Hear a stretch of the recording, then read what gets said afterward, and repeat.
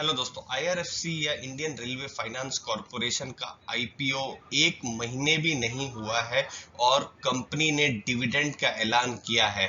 तो ये डिविडेंड से जुड़ी जो इम्पोर्टेंट डेट्स है और यहाँ तक कि डिविडेंड कब तक आपके अकाउंट में आ सकता है, ये सब चीजें इस वीडियो में हम डिटेल में आपको हम बताने वाले हैं। कंपनी ने क्वार्टर 3 के रिजल्ट्स के बारे में भी बताया है, तो वो सब जानकारी भी देंगे। स्टॉक के जो इंपॉर्टेंट फंडामेंटल्स जो एज एन इन्वेस्टर आपको जानने चाहिए वो बताएंगे।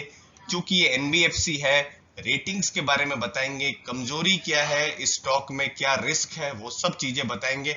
और हर बार की तरह फोकस रहेगा value and learning with focus on data. दोस्तों तो लास्ट तक बने रहिए, कोई इंपॉर्टेंट इन्फॉर्मेशन ना छूट जाए। तो दोस्तों, आईआरएफसी के जो बोर्ड ऑफ डायरेक्टर्स हैं उनकी मीटिंग हुई है 13 फरवरी को और मीटिंग में ऐलान हुआ है डिविडेंड का। और डिविडेंड कंपनी कितना देने जा रही है?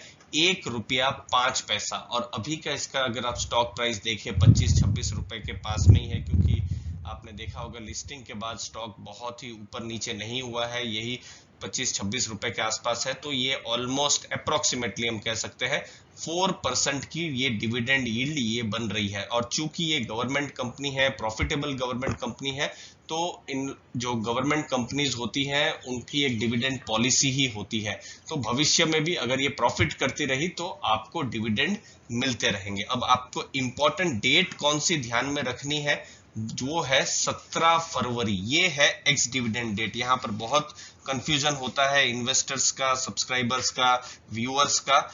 मतलब 17, अगर आपको डिविडेंड चाहिए तो 17 फरवरी से पहले आपके पास स्टॉक होना चाहिए। अगर आप नया स्टॉक खरीदते हैं आईआरएफसी का 17 फरवरी या 18 फरवरी को, तो फिर आपको उस केस में डिविडेंड नहीं मिलेगा। अगर आपके पास अभी आईपीओ के स्टॉक पड़े ही हुए हैं, जितना मुझे याद आता है 575 का लॉट था, और आप अभी उसको बेचने के भी प्लान में नहीं है 17-18 तारीख को, तो फिर आपको डिविडेंड आ जाएगा दोस्तों। और यहाँ पर 20 तारीख है कंपनी की तरफ से जो रिकॉर्ड डेट। पेमेंट कब आएगा वो भी कंपनी ने बता दिया है, ऑन और आफ्टर 4 मार्च। 4 मार्च मतलब मार्च के पहले सप्ताह में डिविडेंड को आपके अकाउंट में पेमेंट करने की भी बात है। अगर 2-3 दिन लेट हो तो भी कोई चिंता करने की बात नहीं है, पेमेंट आ जाएगा, क्योंकि ऑन और आफ्टर है। तो वो चीज को आप जरूर अपने ध्यान में रखें। बाकी और इंपॉर्टेंट चीजें बताते हैं दोस्तों। ये देखिए, ये है इसके स्टॉक प्राइस का मूवमेंट। 25-26 का इसका प्राइस बैंड था, 26 को मैं यहाँ पर लिखता हूं। और ये देखिए 26 के लेवल को उसने बिल्कुल एक बार बस टच किया है और फिर वो नीचे गया हुआ है। आप देखिए इस जगह पर फरवरी 5 के आसपास वो बस टच किया है और नीचे गया है, और उसके बाद से स्टॉक ने वो लेवल टच किया ही नहीं है। और अभी फिलहाल आप अगर आप देखेंगे तो 25.4 का अभी आपको इसका स्टॉक का लेवल मिल रहा है। तो एक तरीके से डिविडेंड का आना, वो भी एक महीने के अंदर आना, इन्वेस्टर्स के लिए थोड़ी सी एक अच्छी खबर हम कह सकते हैं कि वो आई है।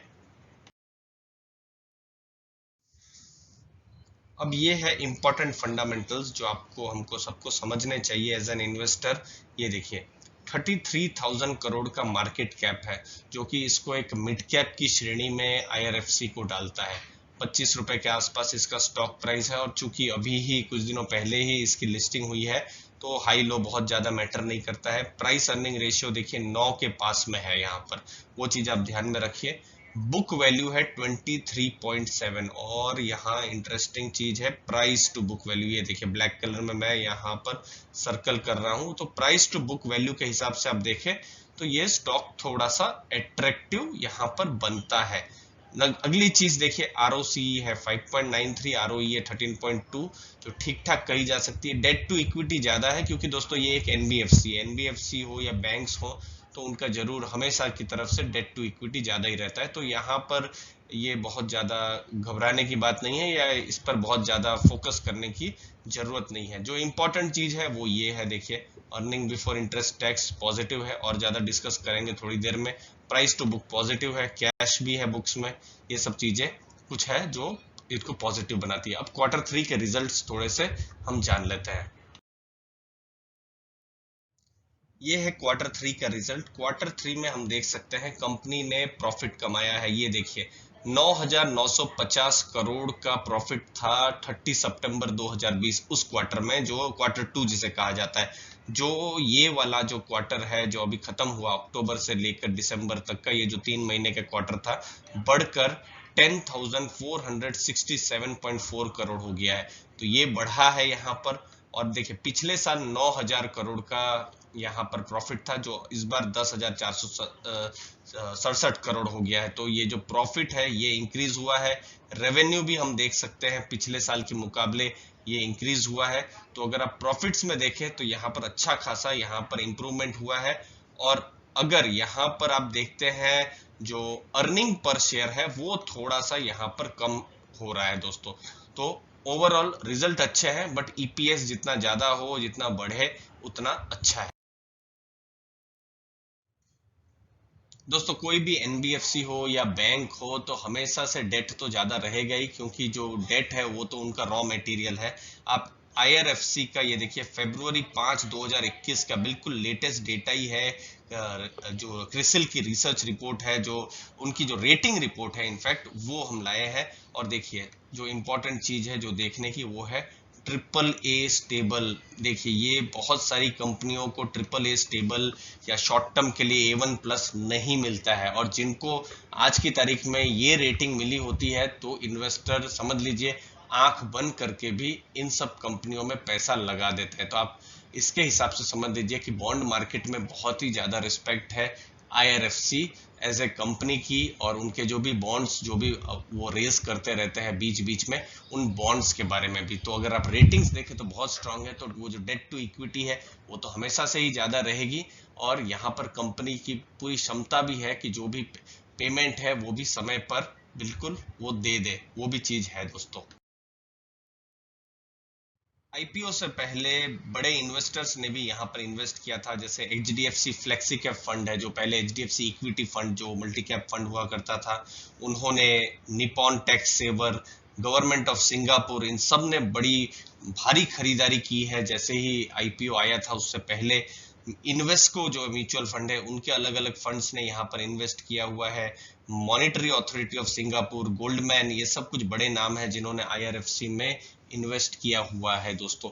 अब आप यहाँ पर एक चीज कह सकते हैं कि ठीक है, एंकर इन्वेस्टर स्ट्रांग है, फंडामेंटल्स भी ठीक ठाक लग रहे हैं, रेटिंग्स भी ठीक ठाक है, कंपनी अब डिविडेंड भी दे रही है, तो एक तरीके से सब कुछ अच्छा है। लेकिन बिल्कुल एज एन इन्वेस्टर आपको कुछ रिस्क भी जानने चाहिए, ताकि आपको एक ओवरऑल आइडिया मिल सके कंपनी के बारे में। तो कुछ रिस्क के बारे में भी आपको बता देते हैं ताकि आप एक डिसीजन ले सके। ऑब्जेक्टिव हमेशा से हमारी एक ही है कि आपको एक सही इंफॉर्मेशन पहुंचे और आपका एजुकेशन और लर्निंग हो। यहाँ पर है की रिस्क। रिस्क में ऐसा जो क्रिसिल है उन्होंने बताया है कि जो अर्निंग है इसकी एवरेज है, और भविष्य में प्रॉफिटेबिलिटी भी जो है इनका मेन ऑब्जेक्टिव नहीं है। क्योंकि देखिए मिनिस्ट्री ऑफ रेलवेज के अंडर में आती है, रेलवेज के अलग अलग ऑब्जेक्टिव भी होते हैं। तो इसमें आप ऐसा कुछ मल्टी बैगर जैसा कि ये 50 गुना 100 गुना हो जाए 2-4 महीनों में, या तो फिर ऐसी एक्सपेक्टेशन रखना शायद सही नहीं होगा। हाँ, स्टीडीली ये ग्रो करती रहेगी क्योंकि गवर्नमेंट का सपोर्ट है, और चूंकि रेलवे पर बहुत ज्यादा फोकस है इस बार हमने देखा था बजट में, तो उसका डायरेक्टली इनडायरेक्टली प्रभाव तो आईआरएफसी पर पड़ना ही चाहिए दोस्तों। वो आगे का समय बताएगा। लेकिन इसको आप अपने अगर पोर्टफोलियो में है तो जरूर अपने एडवाइजर की सलाह दीजिए। पर्सनली हम समझते हैं कि एक स्टीडी एक परफॉर्मर रह सकता है आपके जो भी पोर्टफोलियो है उसमें। दूसरी रिस्क ये है कि अगर गवर्नमेंट कल अपना स्टेक डाइल्यूट करती है, अगर अभी 86% के आसपास गवर्नमेंट का स्टेक है, तो अगर कल और ज्यादा डाइल्यूट करती है तो मार्केट शायद इसको बहुत ही पॉजिटिवली ना ले, वो भी चीज हमको देखना पड़ेगा।